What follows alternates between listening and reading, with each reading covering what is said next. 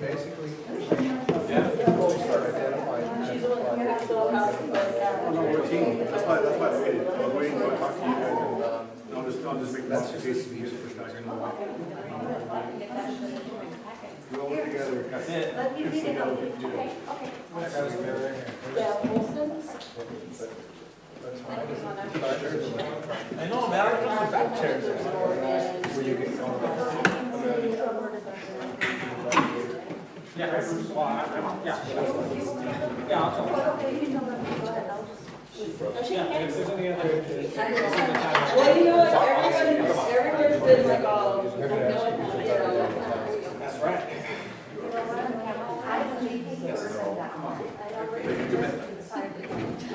Don't make us big, okay? It's not.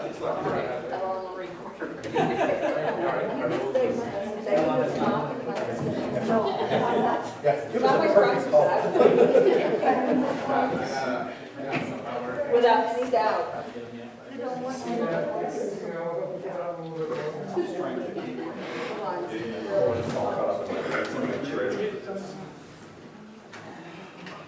7 o'clock. 7 o'clock. All right. Good evening, everyone. I will call this meeting to order with roll call. Councilmember Armitage. Here. Councilmember Lopez. Here. Councilmember Navarrete. Here. Councilmember Estatico. Here. And I'd like to record, and I am present. We do have a quorum. And Councilmember Aguilar is on the phone. Vice Mayor Alonso is excused tonight. If everyone would please rise for the Pledge of Allegiance and invocation. I pledge allegiance to the flag of the United States of America and to the republic for which it stands, one nation, under God, indivisible, with liberty and justice for all.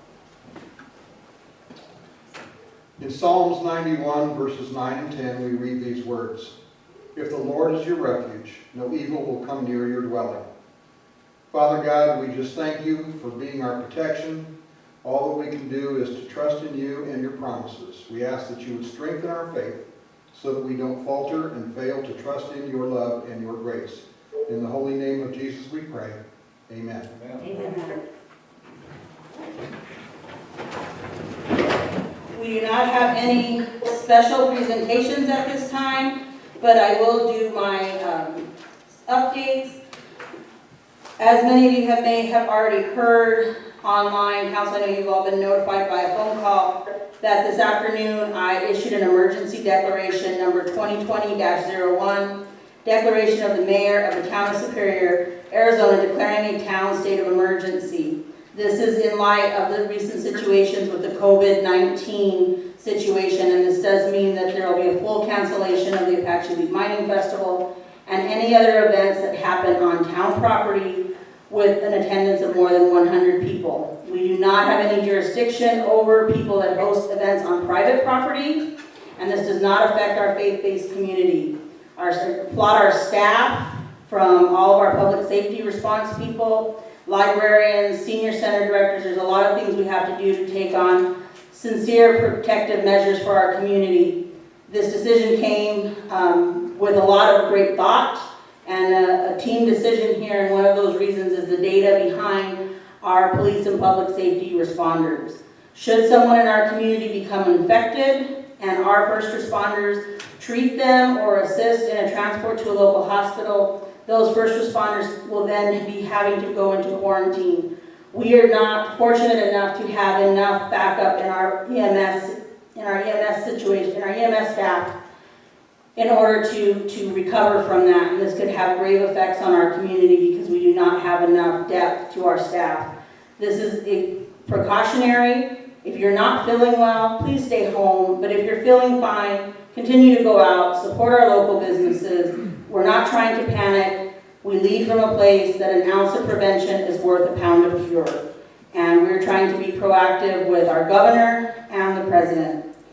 As you know, Councilmember Aguilar and I returned from Washington, D.C. late last night. We had very productive trips. We attended the National League of Cities, University, and Congressional Conference. This was a really big educational thing and quite timely, as one of the classes we attended was Leading Through Disruption, and that included things like Acts of God, which is what we're going through right now. So We had some very good contact with all of our Arizona delegation, along with the Army Corps of Engineers. And we also met with the Undersecretary of the Department of Interior. So these are all in relations to raising funds for our Multi-Gen Center, as well as advocacy for our needs around the Resolution Copper Draft EIS. These were very productive meetings. We had a lot of good networking and connections despite the COVID-19 outbreak that's going on, but lots of precautions were taken in that time. I really want to thank our staff for being proactive and heeding the advice of everything that was coming down from the state as well as the federal government. And we'll continue to watch this COVID situation. We'll evaluate again the closure of all events at the end of the month and see where things are going. But at this time, most leaders across the state of Arizona are trying to flatline this particular situation. Mr. Aguilar, do you have anything you'd like to say about our trip to Washington, D.C.? Yeah, I really want to be I'm thankful to the staff, and I'm thankful to go with you, Rita. I wanted to tell the board and all our staff that we had all our information. We did a fantastic job of relaying everything to all the people that we had to talk to, and got the points across. And I want to thank staff for having it all the facts there. That's what they really want, and you did a great job of conveying everything that all our issues that were there. And all I can say is we should be proud that our mayor represents us well when we come to speaking to Congress and all the people that are there. Thank you, Mr. Aguilar, and I really appreciate you traveling with us. I know you just had a grandbaby and you were away from your family, and we really appreciate it because it was great to have some good company on this very long trip. So thank you again, and we will, I'll turn it over to Mr. Pryor if he has any updates.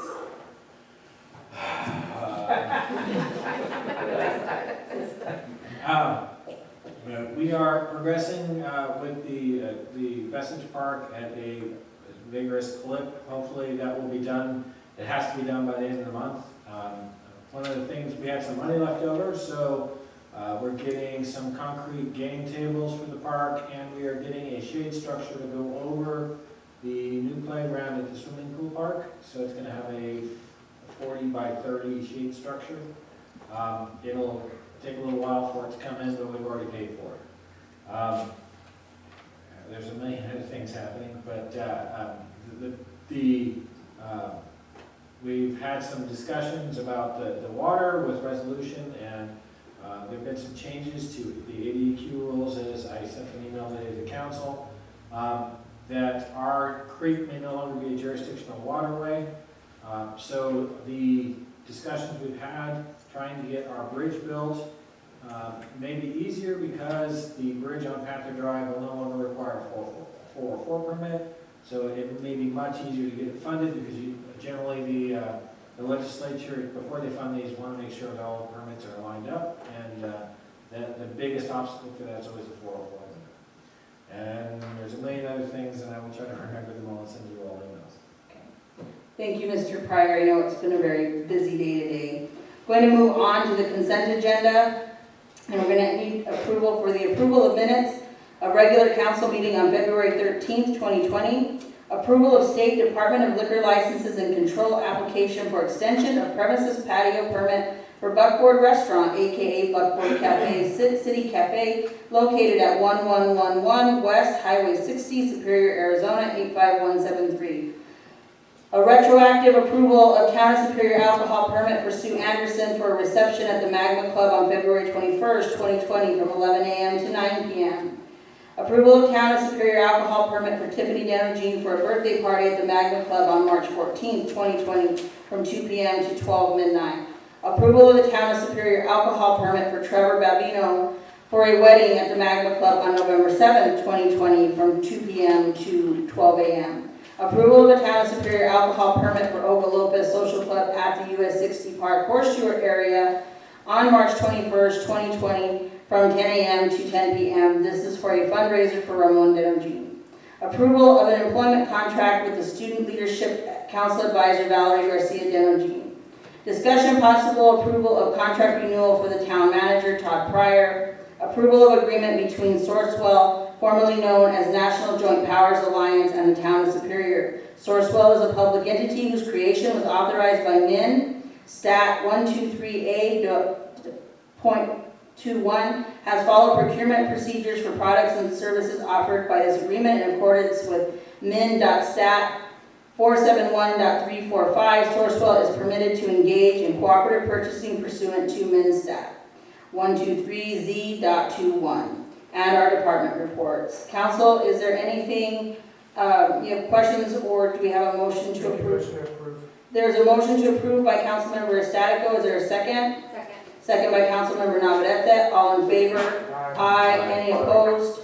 Motion carries. And just on these event permits for these events that need to be changed, they will be changed, or you can have them refunded, but the approval is there. We're going to move on to new business. I'm going to open a public hearing to consider the alternative expenditure limitation option, home rule extension. This is our second public hearing. At this time, I'm opening the hearing to the public. Does anyone wish to comment on our home rule alternative expenditure limitation option? Let's approve it. Thank you very much, Mr. Shank. Let the record show that Mr. Shank says that we should approve it. That's the least amount he's ever said in his life. Is there anyone else from the public who wishes to comment in this public hearing? Council, is there anyone? Hearing none, I will now close the public hearing for the alternative expenditure limitation option home rule extension. We're going to move on to agenda item B, possible approval of resolution 2020-620, proposing an extension of the alternative expenditure limitation home rule extension, action item number 1. And staff recommends approving this resolution 2020-620. And the resolution approves the expenditure limitation and allows it to be put on the ballot. A copy of the approved resolution must accompany the analysis and summary when it is submitted to the State Auditor General, and this must be in by April 6th. I make a motion to approve. There's a motion by Councilmember Armitage. Is there a second? Second by Councilmember Lopez. All in favor? Aye. Any opposed? Motion carries. I'm going to move on to agenda item C, public hearing to consider planning and zoning, to consider the Planning and Zoning Commission's recommendation concerning adoption of 2018 International Building Codes with local amendments to be applied within the town of Superior. At this time, Ms. Clark, do you have anything you'd like to prepare council for before we open the public hearing? No. Okay. At this time, I will open the public hearing. This is a chance for anyone in the public to comment on the proposed International Building Codes and local amendments. Is there anyone from the public that wishes to address the council at this time? We did discuss in very much details during the planning and zoning, and we had a public hearing, so I'm assuming public were satisfied. Okay. Council, do you have any questions, comments, or concerns on this? Okay, with that being said, I'm going to close the public hearing. And we don't have any action on this at this time. We're going to go to agenda item D, and we're going to have a public hearing regarding the use of CDBG funds. And Mr. Allen, I'm going to have you come up and you can give us your little speech, and then we'll open the public hearing. Okay, good evening, Ms. Mayor and members of council, citizens of Superior. So we are up for another cycle of your CDBG funding, so it's time to look at new projects. Every time we do this, we have to reiterate the foundational parts of the CDBG program, which has to do with this very process, the public input, the public discussion, and the foundational elements of the program. Primarily that it is open to public input, public discussion of what the options are. Are you okay, sir? Like it resisted and then it went. Scared the bejeebies out of me. Well, at least you know your heart works. First of all, we need to give you an update on the amount of money. When we ran the ad for the program, you were looking at around $270,000 in funding. Since that time, we did get the official budget numbers, and it came back at $223,000 for your 3-year allocation. The budget from Washington came back a little bit lower, and then also we had 4 of your fellow members that went over to the Pinal County Entitlement Consortium, and that meant that about $551,000 from the CAG pool went over to the Pinal County Entitlement Pool. So recalculating that meant that on this go-around, you lost about $50,000. Alan, could you tell them how much was last go around? Your last allocation? I cannot off the top of my I head. believe it was in the $490,000 range. Somewhere around there, yes, it was, yes. Yeah, we've been So it was pretty about hard by 300. Pinal County, so. I thought we had about 300 some odd thousand. It was north of 4.5 or so. But to clarify on that a little bit, so 2 things happened since then. So when you got your last allocation, since you're on a 3-year cycle, when you got that last allocation, Pinal County had not gone to entitlement yet. When they did, due to the fact they have about 220,000 in population and a fairly high poverty level amongst that population, which is very significant, you have to remember that the foundational part of the CDBG project, the program funding, has to do with low to moderate income populations. So a significant part of the calculation for the funding base is that poverty level of the community. So that weighs very heavy on who gets the amount of funding. When the state looks at the total calculation that is awarded to the state, that is a big part of how they determine which area gets how much of the state's money. It has to do with that poverty level.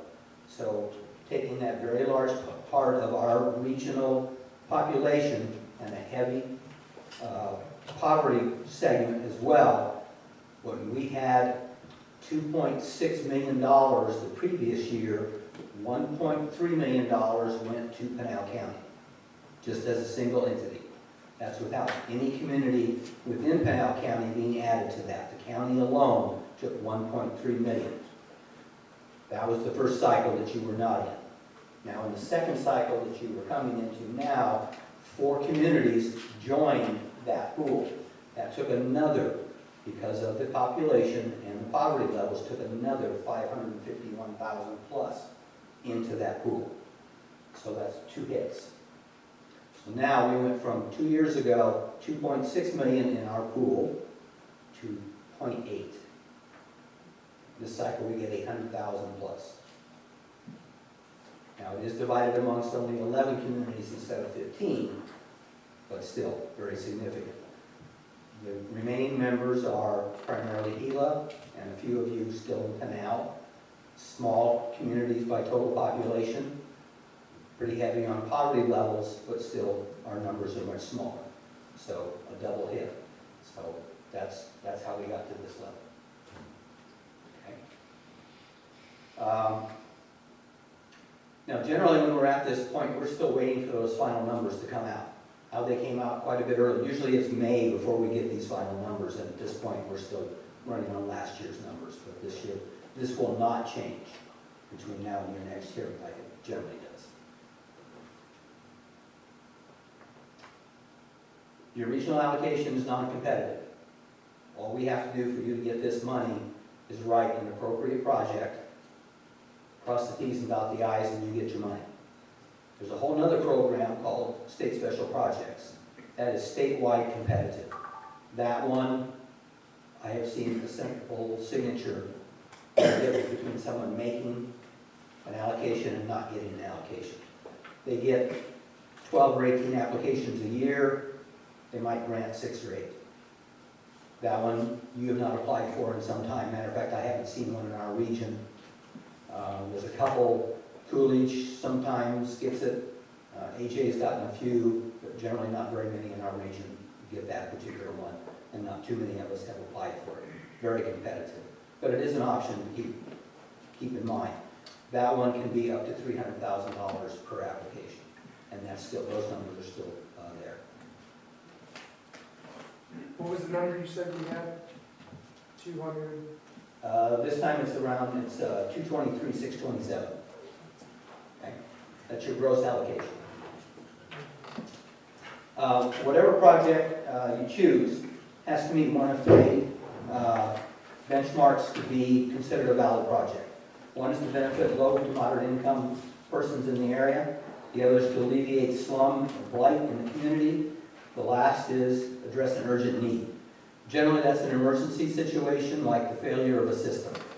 You know, your water treatment plant or your wastewater treatment plant has got an imminent failure or has already broken down, or you've got flood damage from a recent big storm or something like that. That's a special situation. In the 7 years I've been here, I haven't seen one of those cases anywhere in the state, but it is something that's available. Todd, do you know what roughly the bridges would cost on Panther Drive and Stone? The 10-year crossing would be just north of $500,000. A actual bridge is $2 million, $2.5 million. For Panther Drive? Yes. Stone, it's got challenges. We'd have to engineer it, but it'd probably have to be a bridge because I don't think a low water crossing would work there, but it hasn't been engineered yet, so I don't really know. The concrete culvert is not 500,000 anymore, it's more than 5. The concrete culvert, just $500,000, plus the bridge we still have to build. Yeah, the prices are going, the construction prices are spiraling right now. So it doesn't do well for this money which is going down. I did look it up, last year we got $417,000, or last cycle. $800,000. Could you use it for the multi-gen center? No, that paid for the playground at the swimming pool park, it paid for the capital improvement plan that we used to get that money. It paid for the No, what downtown. I'm asking is, could you use this money for the multi-gen center? That's a complex question. What we had thought of doing was using it for the parking lot for town hall, which would end up being the multi-gen at some point. Problem with that is it's so little money now, it's not enough money to build a parking lot anymore. So we'd have to get other funding. But once you use community development block grant money for it, now the entire project has to match Davis-Bacon, which drives the cost of construction even higher. So the answer is yes, we ought to put that on the list as possible options, and we need to research that fully. It's probably still the most important use, but it may be turned down by Department of Housing, so we need to have other options. I would suggest we put it on the list. My other option would be, you would need to replace this field out here once you build the multi-gen center. And we talked about putting another field at the US 60 park, so I'd also put that on the list for this project. That one again will have challenges because it is in the floodplain, and AOH will not, we tried to get it on this one.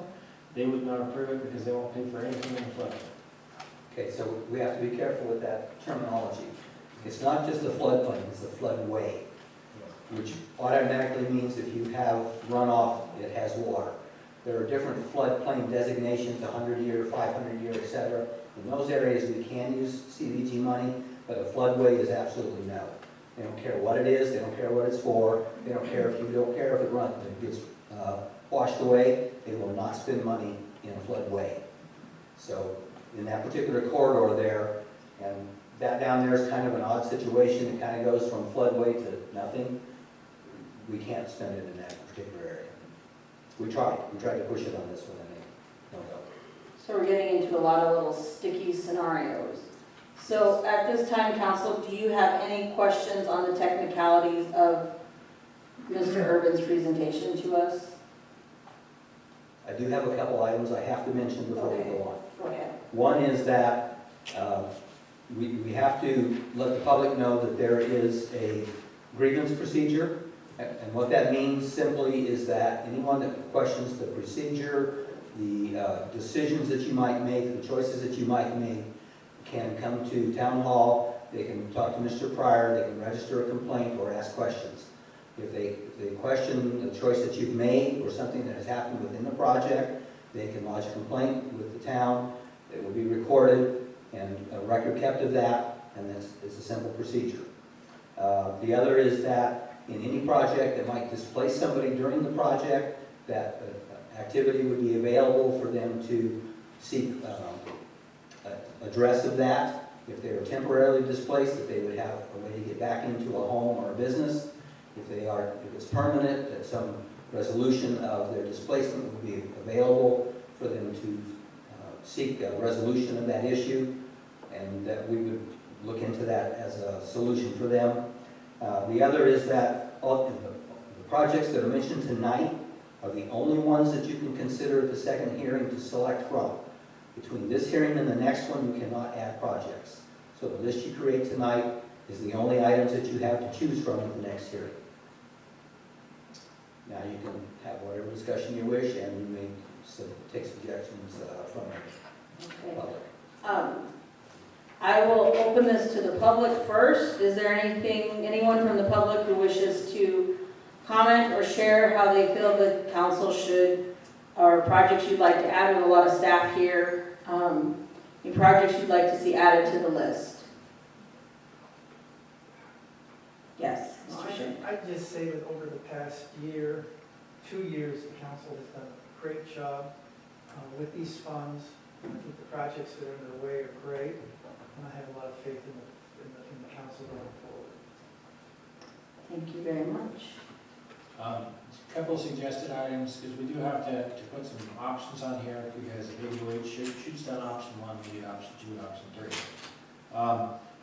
A suggestion would be funding a blight fund to demolish and clean up the 3 burned out structures that are currently on our abandoned building list, and to clean up and rehabilitate the XXX bar.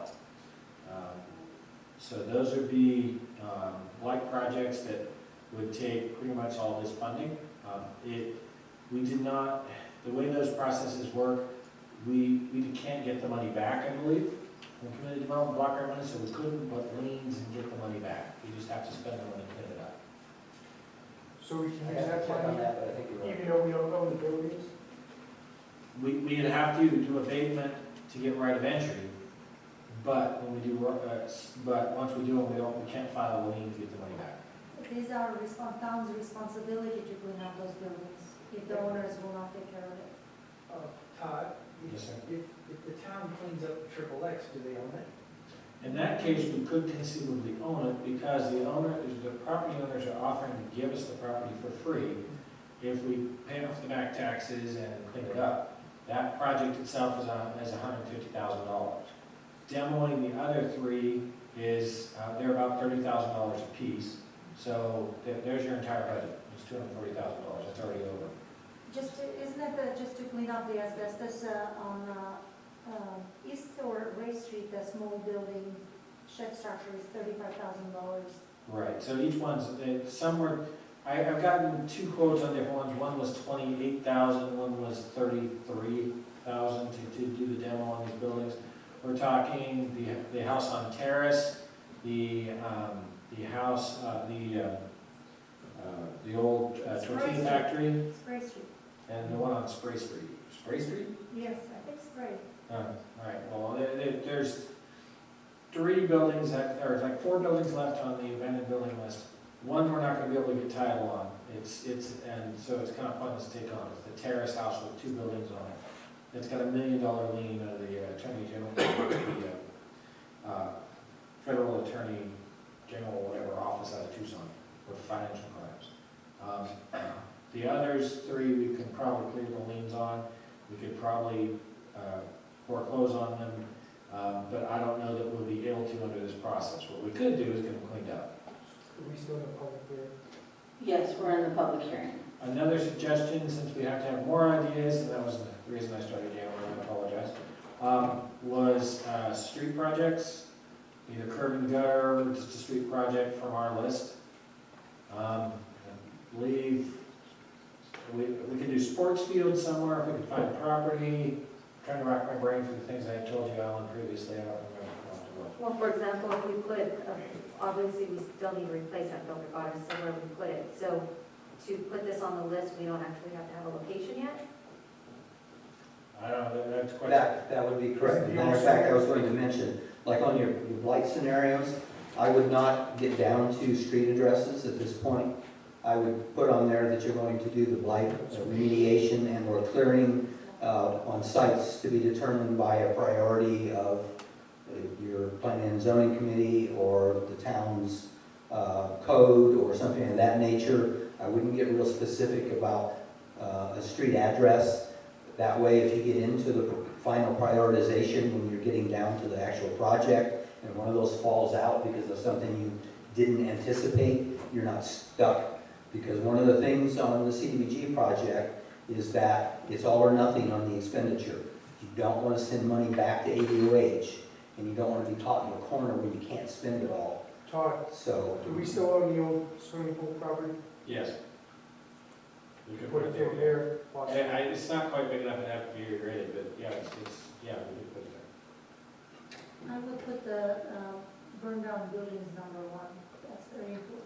Well, we're trying to, the council's gonna select a priority list, all we have to do is give them Okay, the option. yeah, let's stick to, we're not gonna debate what's priority, we're going to put ideas out there. So, Mr. Urban, at this time, I've heard from staff and council that a blight fund to tackle some of our blighted issues. We have a baseball field or a new sports facility complex.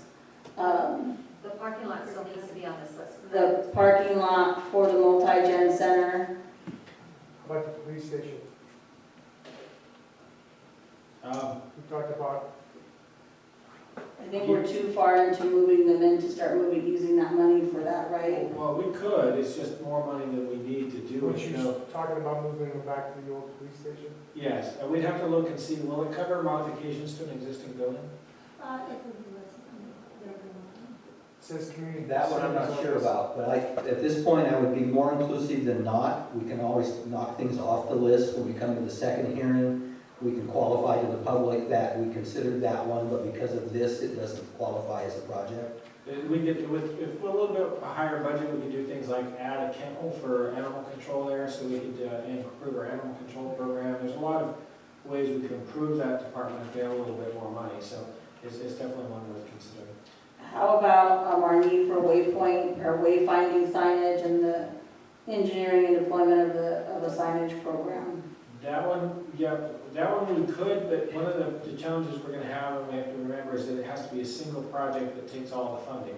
Correct. So if we can't make that That project, might not maybe be we just enough. Yeah, and we can't mix. You won't be able to do, they used to call it a shopping list. Let's say they won't do a shopping list, so you need to try and stay in the same subject matter generally. So you can't say you're gonna not just do the triple X building and the sports field. Correct. No, we have to keep it all the same, but right now is the time that all the ideas need to be out there because we can't add anything to the list at the next hearing. How about, Miller, how about the 3 parks at the Lost Trail behind the downtown? We did the, cost estimate. yes, the Ocean Trails Capital Improvement Plan that we're currently working. We have an engineering estimate for just the downtown segment of $80,000. $800,000. Well, yeah, we said $80,000. Oh, no, it was $800,000, $80,000. It's $80,000. And plus, that doesn't include the Stone Park or other park stuff, so we could conceivably on the Waters and Trails plan spend $220,000 in clip, so. Put it on the list. Yeah, let's put that on the And list. the other one that you had sent to me, Todd, was infrastructure at the airport. I Put it on the list. Gift shop. Gift shop. I mean, you guys are talking about signage, what is it you're planning? Well, one of the issues we've had is that our signage off of Main Street, or off of the highway, is very limited onto Main Street. And then the waypoint signage, like where are our parks, where are our libraries, where are the public facilities? And a lot of communities have set sign programs. In order for us to put more signs on the highway, we have to have an engineering study done in which to manage that. And so then you have to do that engineering study, which is about $30,000. Then, well, it's less because we've already done we're in the branding process. But, anything else, like having the signs made, installing them, all of that, you know, it could be like, because in the engineering, you have to say, well, I want this sign to be at this point, and this point, and this point. We could conceivably include that as part of the Superior Waters and Trails plan, because it is it's a plan to create the trails and make them walkable and to put signage and do everything you need to do to build that trail system. So a wayfinding study may be something that can roll and make part of that. That could. Put it on the list. So I have a question. Okay. We know we had that bad accident this weekend. We've had the people that have been killed on the freeway up there, or on the highway. When I was in Tucson this weekend, I saw a lot of signages in areas that were dark, but they're like a diamond shape, and they have a picture of a person that's walking, and it's flashing. And it doesn't flash at night, it flashes during the day too. Would that be something that we might consider? That's the Hawk, and the Hawk, ADOT would have to approve, and we attempted to get that into the original design, and they said that we did not have enough crash data to support it.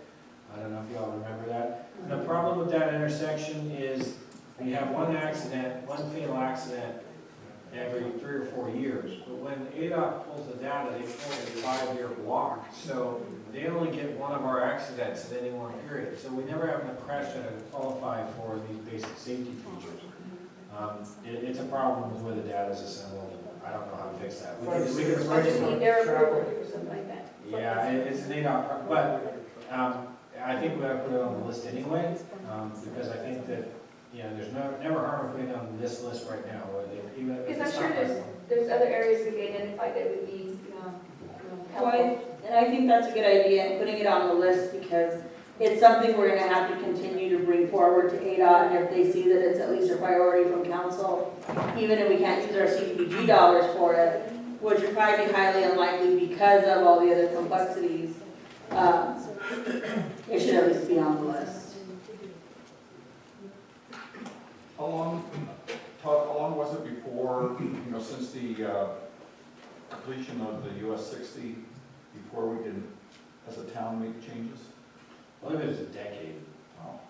It's a very long time. One of the things we can also put on this list is improvement to the transfer station of making an actual transfer station, with actual concrete transfer areas. That's Put it what on the list. Yeah, put it on the list. I'm trying to think of anything else we need to do that I can. We'd like to buy all the vending tickets to the Powerball. Yeah, we have to work on all these between now. Are Yeah. there any add-ons for the multi-gen center that you can put within this? Well, we have the parking lot on there. The issue when you start getting into interior parts is that then that forces the whole project to go under Davis-Bacon law, employment laws, and that will really adjust the budget quite significantly for the overall project. Well, and the other thing you're gonna run into also with CDBG is that they want a finished product and benefit at the end of the expenditure. So if you're looking at doing, one part of the complex with this money, there's gonna be a red flag there when they say, okay, we have one room in the building done. Yeah. They're gonna have an issue with that. So that's something to be cautious of. Got anything else? Anything else for the good of the order from anyone? What Mr. Shea? about the parking lot for Queen Creek segment? Well, that would go under the That would fit in. Waters and Trails plan. Well, that's the ADOT. Yeah, that would, Svetlana's been working with ADOT, and they have tentatively agreed to pave that for us, because they have made kind of a nasty mess of that lot and all the construction projects, and we made the point that it is that they're making our downtown ugly, and they need to do something about it. So they have, Svetlana submitted a site plan to them, and they. Design plan. The design plan, and they have theoretically approved it, but it's going through the ADOT process. I'll believe it when it's built, but theoretically, they're going to build a parking lot there. Last call Mr. Urban, will you please read back what we have on the list before I do a last call? Maybe Ruby's got it better. Our town attorney mentioned one more thing, energy efficiency on retrofits in existing buildings. LED lighting, high efficiency. I'm not sure about that one. You're used to turning me down, Alan, so go ahead. No, I have a guy for Now, I came to your rescue in that, remember that.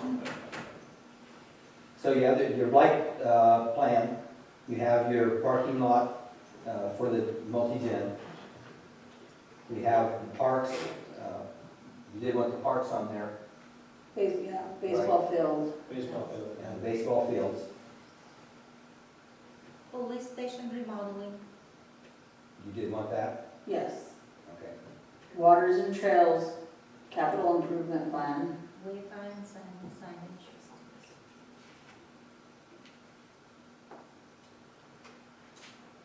Well, the wayfinding signage is part of the waters and trails. Yeah, that's all part of the waters and trails. Improvement of transfer station. Improvements of the transfer station. And airport. I have that. I have all these in your email. Some of these are easier to develop because the waters and trails is an existing plan we're just about done with. The airport's an existing plan, we just have to reference. So these will make Alan's life a lot easier. But some of these others are going to be complex, and we have to actually get a developed plan for you to approve by the next council meeting. So we want good options, but Yeah, we don't have to get real far along with that. As long as the concept is comfortable for you, then we can finish the development for the application. So, Can I just ask you, on infrastructure for the airport specifically, what are you thinking? if we haven't got the original thought was we needed water and a hydrant, but negotiations with Resolution Copper are progressing because they want water and sewer out at the Castleberry, and that main will run right by the airport, and just dropping a hydrant on that would solve that issue. So we may not need it for water. So we already getting the sewer line from USDA, and we're getting power from the funding from the highway expansion, because we already paid for that. So we can move on to the heliport facilities, which was $140,000, and maybe the terminal building, or T-hangers, or some group of that. 223 will not do all of it, but it'll get us a little way along. How's your street improvement plan? And the T-hangers will bring in capital to the town, correct? Theoretically, we would have to adopt fee structures and everything to be determined, but right now it generates no revenue. Theoretically, it might if we have something out there. But, the question about the pavement stuff, as I sent an email today, the PRTA is supposed to be clearing the legal challenges by the beginning of next fiscal year, and we're about 3 years into it. So we would, if it clears, there's a lot of ifs before we get there, but if it clears, that's an additional $900,000 to spend on a project next year, plus the $200,000 we have to spend towards our RIFTET. So we will have a $1.1 million project. That will include all of the streets that the town has on its short-term improvement plan. That's Porphyry, Lob, Lime, Stanberry, a bunch of streets. So Western, Belmont, all of those can be done next year. We're doing Stone this year, and that would complete the first 5-year segment plan. And then we could start looking, we could reprioritize for new projects. So if we have another 200,000, we can pick another street and just keep moving forward. How's your street improvement plan? That's not a very long street. But if we have extra money, doing it as a part of the bigger project, part of the problem with this is, well, it will have to be a separate street. We don't want it at the same time. But if we've already got a mobilization for an existing company, we probably can get it done cheaper and get more bang for our buck. Okay. With that being said, this is the last call for projects to be added to our list for CDBG. Going once, going twice. Last call. At this time, I will close the public hearing. We'll see you back here in April, Mr. Urban, with our list, and go forward. We're going to move on to agenda item E, which is discussion, possible approval to appoint council member to a vacant seat on the Emergency Services Committee. As you all know, Vice Mayor Alonso has been serving on that committee for several years. Due to some changes in his work schedule, he has resigned his position.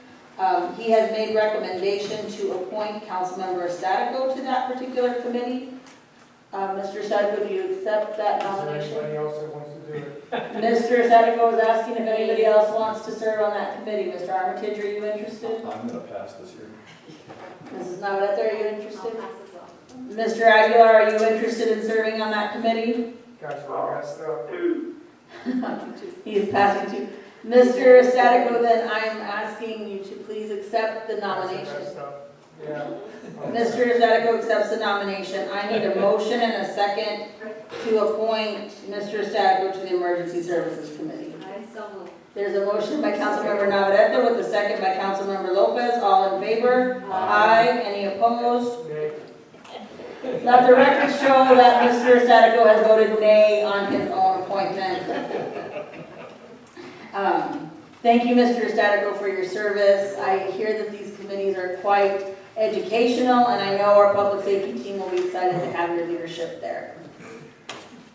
We're going to move on to call to the public. Is there anyone on the record sheet?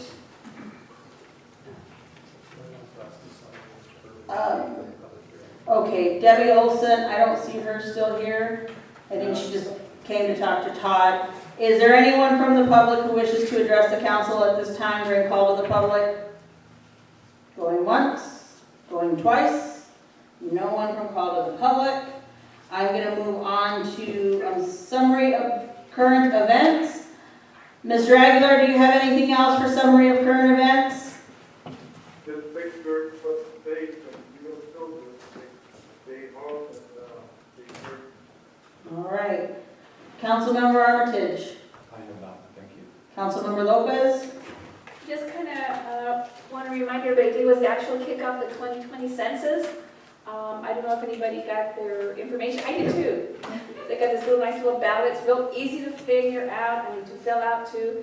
And you have the option of filling out manually, or you can go on the computer and do it, so whichever is easy. So anyway, it's a kickoff, and we will be continuing to put literature in the monthly sewer bills every month till June or so.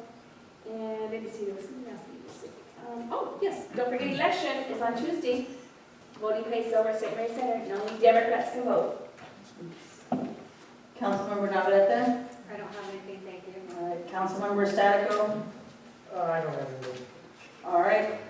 Well, once again, thank you to everybody. Thank you to staff. With the COVID issues right now, just a few other changes that will be happening. Most of the meetings here that happen in town hall, if there are people coming from out of town, are going to be moving to a online service. We're encouraging everyone, if you're going to come, just to drop it off and pay your sewer bill, just drop it in the box. Try to avoid some human contact in some of these situations. And with our senior center, after advisement from Pinal Gila Senior Services Aging Adult Administration, all of our meals are going to go to a home delivered meal. So for those of you that do have contact with a lot of seniors, or you see them out, please still check on them. We're going to try to work on a phone tree so we can at least be calling our seniors, because a lot of them are used to that socialness, but they're advising that we restrict their conjugal congregate gatherings. So again, everyone, sorry, I was thinking of something else. Sorry. I'll bet you were. Oh, well, it's been a long day. You don't even know. But thank you all for your patience, your kindness, and most importantly, just everybody stay safe out there. And with that being said, do we have a motion to adjourn? So moved. There's a motion on the floor by Councilmember Statico. Is there a second? Second. Second by Councilmember Lopez. All in favor? Aye. Any opposed? Motion carries.